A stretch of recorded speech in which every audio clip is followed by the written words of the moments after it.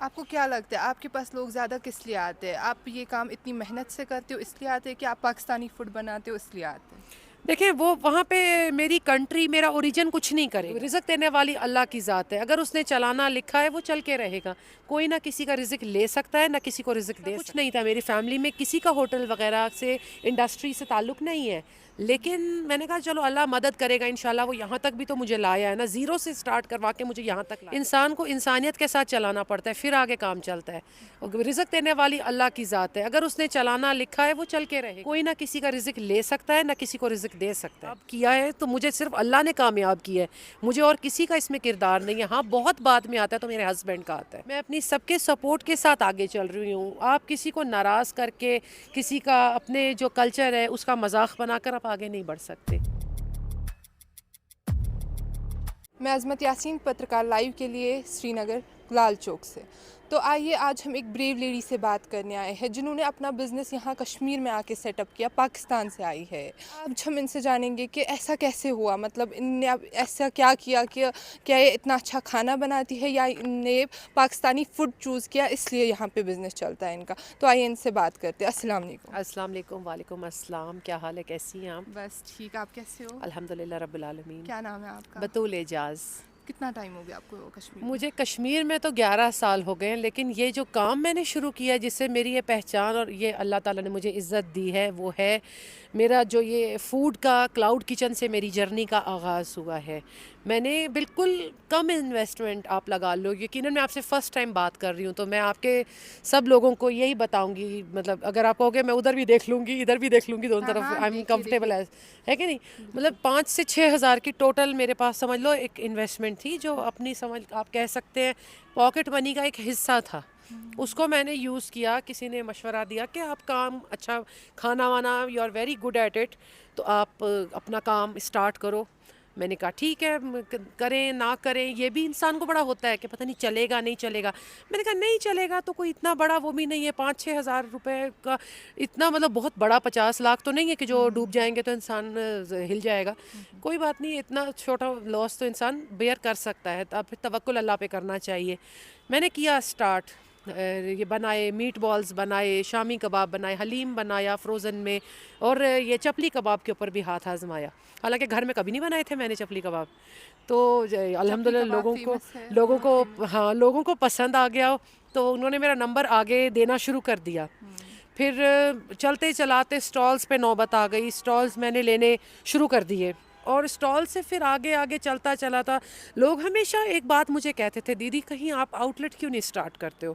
میں نے کہا اگر لوگوں کو ایسا لگتا ہے کہ مجھے آؤٹ لیٹ کرنا چاہیے تو اس کا مطلب ہے میں کر سکتی ہوں.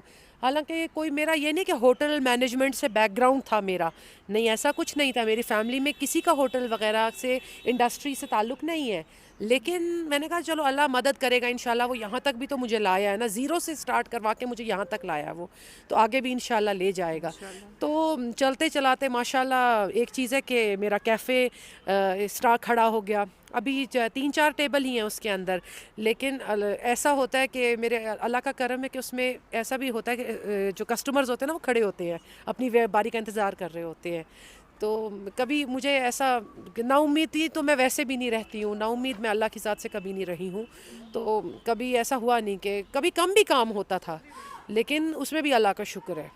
کشمیر میں آ کے آپ کو اسٹرگل کا سامنا کرنا پڑا کیا؟ کس سلسلے میں اسٹرگل ہو گیا؟ لائک یہاں کے ماحول میں ایڈجسٹمنٹ ہو گیا؟ ماحول میں ایڈجسٹ کرنے میں. نہیں, ماحول تو انسان کے اپنے اوپر بھی ہوتا ہے. جس نے نہیں سیٹ ہونا وہ وہاں پہ بھی سیٹ نہیں ہو جائے گی جہاں سے میں ہوں, اور جس نے سیٹ ہونا ہے وہ کہیں پہ بھی سیٹ ہو جائے گا. یہ انسان کے اپنے اندر کی برداشت ہوتی ہے, اس کے اپنے اندر ایڈاپٹیو پاور ہوتی ہے کہ وہ ماحول کے آس پاس کی جو سراؤنڈنگز ہیں اس کو اس کے جو مطلب فیملی کا جو حساب کتاب ہے وہ, یا اس کی اپنی تربیت کا بھی اس میں خلاصہ آتا ہے کہ وہ کس طرح سے اس میں ایڈجسٹ ہو سکتا ہے, اپنے مطابق رہ سکتا ہے. جیسا کہ ہمیں جانا ہے کہ آپ کی شادی یہاں پہ ہوئی ہے, تو کیا آپ کے سسرال والوں کا سپورٹ تھا اس چیز میں؟ سپورٹ میرے سسرال میں میری ساس ہے, سسر ہیں, اور میری نند ہے, اور میرے ہسبینڈ ہے, بس. اور کون ہے کہ ان کا ماشاءاللہ سپورٹ ہی سپورٹ ہے. وہ تو خوش نہیں ہوں گے, ان کے گھر میں جو ہے بچے ان کے ترقی کر رہے ہیں, آگے بڑھ رہے ہیں, ان کو وہی تھوڑی برا سمجھیں گے کہ یہ کیا ہو گیا. جیسا کہ ہمیں پتہ ہے آج کل ریسٹورینٹس کا بزنس سب کر رہے ہیں، مطلب سب سٹارٹ کر رہے ہیں، 80% لوگ کر رہے ہیں، تو اس کے لیے کیا، بہت سارے لوگ فیل ہو رہے ہیں، اس کے لیے کیا کرنا چاہیے کہ یہ فیل نہ ہو، ایسا کیا کریں؟ اس کے لیے اپنے آپ کو بہت مضبوط کرنا چاہیے آپ کو، اور اس کے لیے آپ کو کسٹمر کے مزاج کو سمجھنا چاہیے. آپ کو وہ دیکھنا چاہیے جو کسٹمر چاہتا ہے، نہ کہ آپ چاہتے ہیں. آپ اس پہ امپوز نہیں کر سکتے آپ کو یہ کام کرنا ہے. لوگ کس طرح خوش ہوں گے آپ سے تو آپ کے پاس آئیں گے. آپ کو اپنا ماحول اچھا رکھنا ہے، اپنے اس پہ سمجھوتا نہیں کرنا ہے. آپ کو جیسے آپ ہیں ویسے آپ رہیں، لوگ آئیں گے. میرے کیفے میں کبھی جگہ نہیں ہوتی، جیسے کہ میں پہلے جیسا کہ بتا آپ نے چکی ہوں. بولا. کبھی آئے تو سامان تھوڑا ادھر پڑائے، باہر مارکیٹ سے ہم سامان لائے ہیں، ہمیں فرصت ہی نہیں ملی کہ اٹھا کے اس کو اندر رکھ کے کسٹمر آ گئے. میں نہیں اس کو کہوں گی کہ ہاں جی آپ جاؤ ابھی ہم سیٹنگ کر رہے ہیں. کیوں؟ وہ آئے پتہ نہیں کہاں سے آئے، کتنی دور سے آئے ہیں. انسان کو انسانیت کے ساتھ چلانا پڑتا ہے، پھر آگے کام چلتا ہے. رزق دینے والی اللہ کی ذات ہے، اگر اس نے چلانا لکھا ہے وہ چل کے رہے گا. کوئی نہ کسی کا رزق لے سکتا ہے، نہ کسی کو رزق دے سکتا ہے. آپ کو کیا لگتا ہے آپ کے پاس لوگ زیادہ کس لیے آتے ہیں؟ آپ یہ کام اتنی محنت سے کرتے ہو اس لیے آتے ہیں کہ آپ پاکستانی فوڈ بناتے ہو اس لیے آتے ہیں؟ دیکھیں وہ وہاں پہ میری کنٹری، میرا اوریجن کچھ نہیں کرے گا. بہت سارے لوگ ایک کام کرتے ہیں، میں اکیلی لڑکی نہیں ہوں یہاں پہ جو وہاں سے آئی ہے کہ نہیں. بالکل. انسان جب تک اپنی محنت خود نہیں کرتا نا وہ کچھ نہیں کر سکتا. اور اس کے میں کہوں گی انسان کی اپنی ذات کچھ نہیں ہے، سب کچھ اللہ کرنے والا ہے. وہ چاہے کچھ بھی ہو سکتا ہے. اگر اللہ نے مجھے کامیاب کیا ہے تو مجھے صرف اللہ نے کامیاب کیا ہے، مجھے اور کسی کا اس میں کردار نہیں ہے. ہاں بہت بعد میں آتا ہے تو میرے ہسبینڈ کا آتا ہے.